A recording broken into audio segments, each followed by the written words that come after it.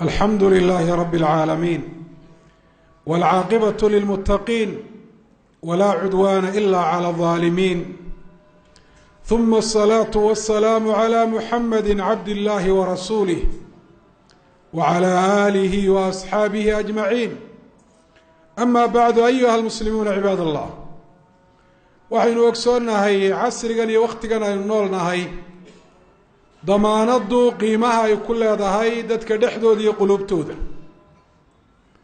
waxaynu ogsoonnahay qofku markuu shay iibsanayo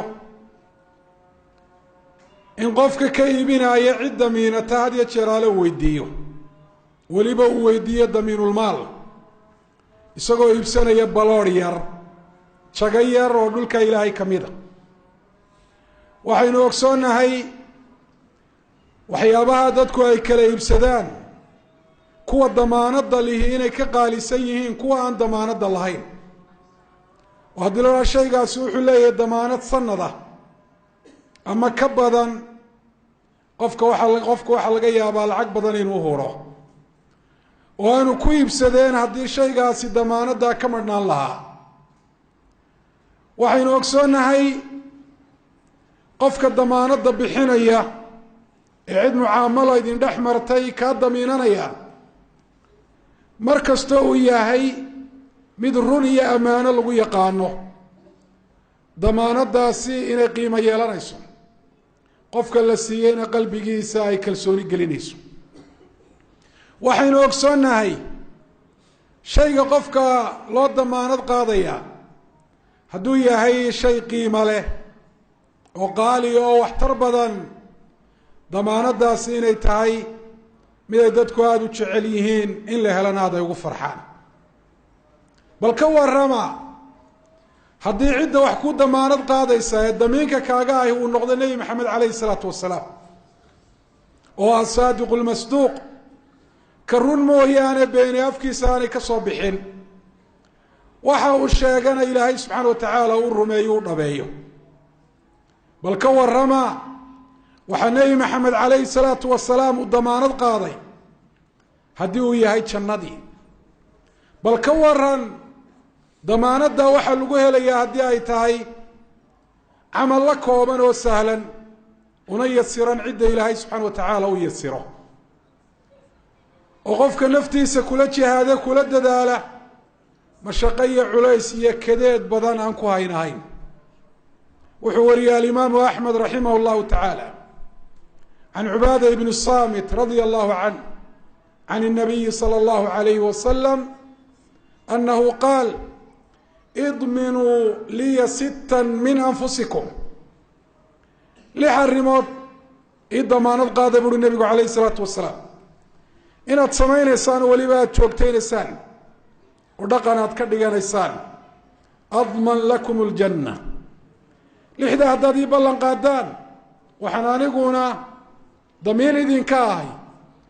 oo inaad gelaysaan si dhabaan idinku ballan qaadayaa jannada qaaliga ah isduquu idaa xadathtum waa qodobka koobaad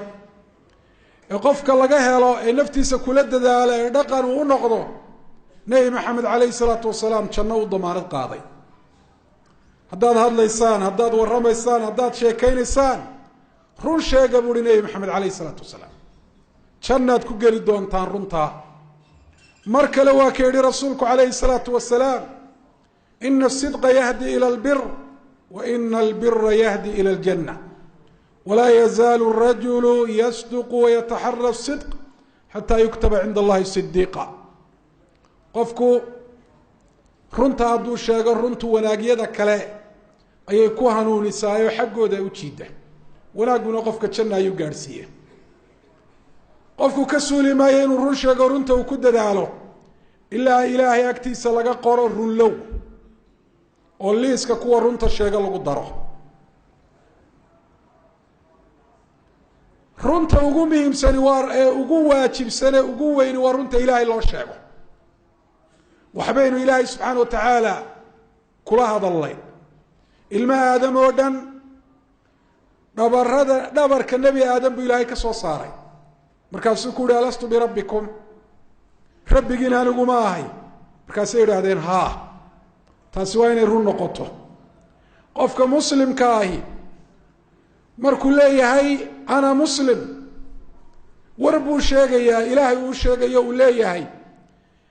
ilaahay anigu waan ku waxidaya, waan ku keliyeynaya, shirki samayn maayo mid weyn iyo mid yartoona, waan ku hoggaansamaya, waan ku adeecaya, amarkaaga khilaafi maayo,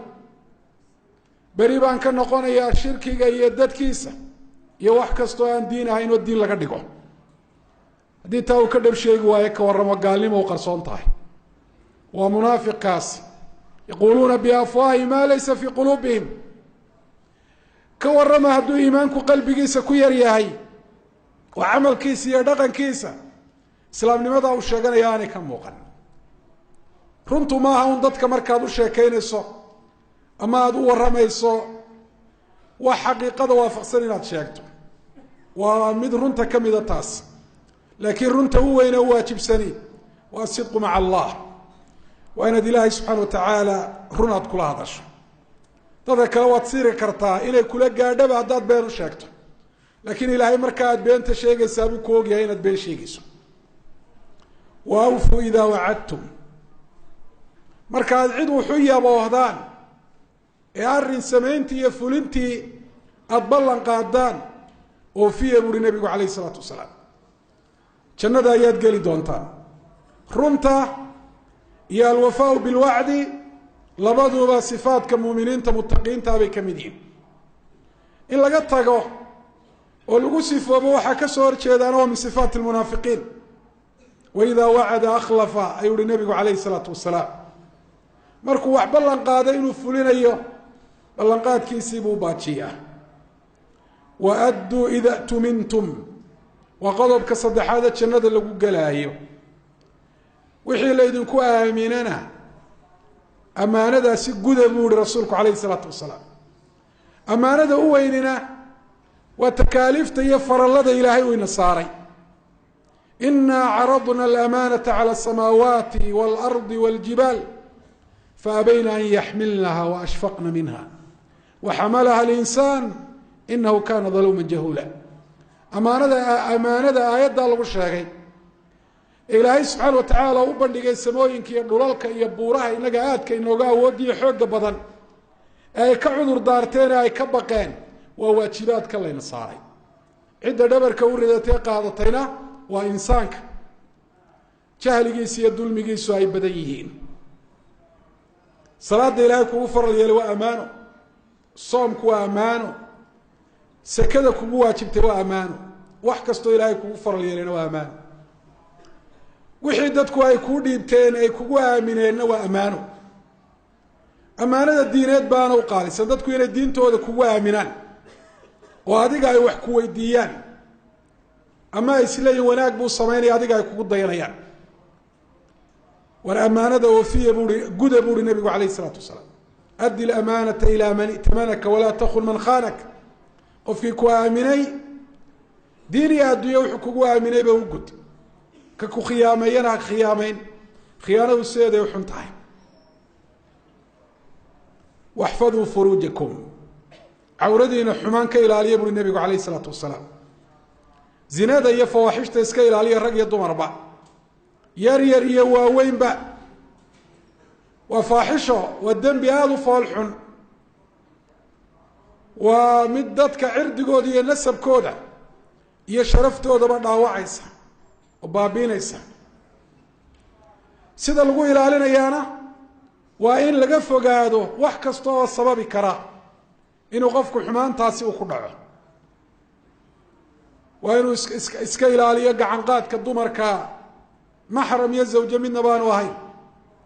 isdhexgalka rag iyo dumarka waa in la iska ilaaliyo. ikhtilaadka waxay shareecadu u taqaan. dumarku alkhuduuc fi lqowl waa inaanay samayn.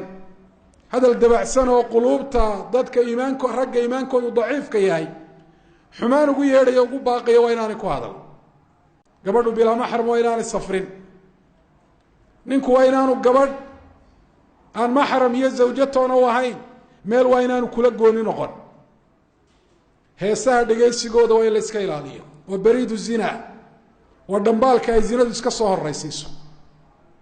axfaduu furuujakum waguduu absaarakum,